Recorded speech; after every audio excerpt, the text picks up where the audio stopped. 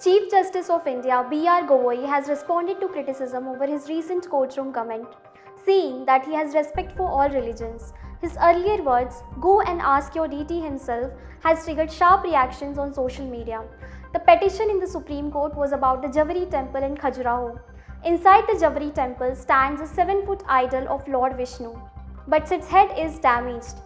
The petitioner had asked the court to allow the idol to be reconstructed or to have a new idol installed.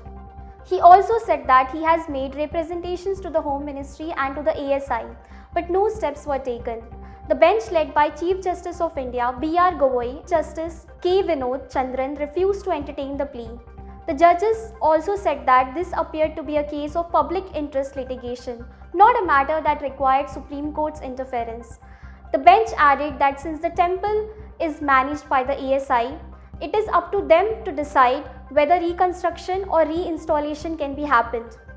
During the exchange, Chief Justice of India Gavoi remarked, "Go and ask the deity himself to do something. If you are such a strong devotee, then you should pray and meditate." This comment quickly went viral and led to a storm of criticism online. Many users described the remark as insensitive to the faith of devotees. After facing the backlash, Gavoi clarified his stand and said, "I respect all religions." Solicitor General Tushar Mehta also addressed the controversy. Referring to the role of social media, he said, "There is Newton's law which says every reaction has an equal reaction, but nowadays every action leads to a disproportionate social media reaction, my lord." The case once again highlights the tension between religious faith and heritage conservation laws.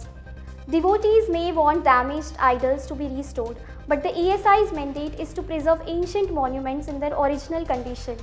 The court also reminded that not every matter can be brought as a public interest litigation.